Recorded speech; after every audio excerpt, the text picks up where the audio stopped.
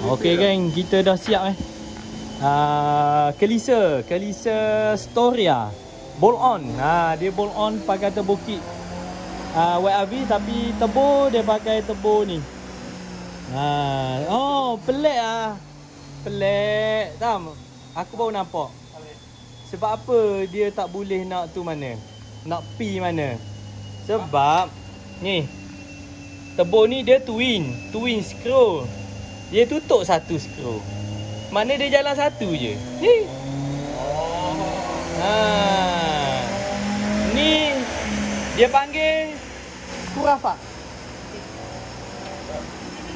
Ni Kurafak punya geng. Aduh. Patutlah power dia tak tu mana. Rupanya dia tutup yang satu ni. Dia patut dia kena pakai tu sebab ni dah dia twin screw. Dia buat macam ni tak boleh ni benda yang salah satu benda yang pelik.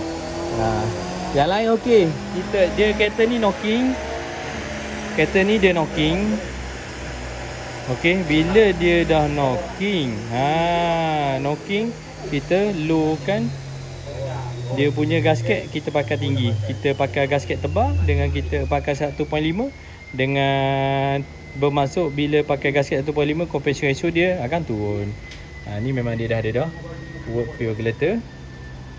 Okey, yang lain-lain tak ada apa dah.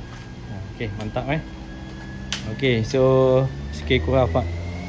Tapi kita tolong betulkan kereta-kereta mana yang ada masalah macam ni, insya-Allah kita tolong cuba selesaikan. Okey, baik. Mantap Pak Abu.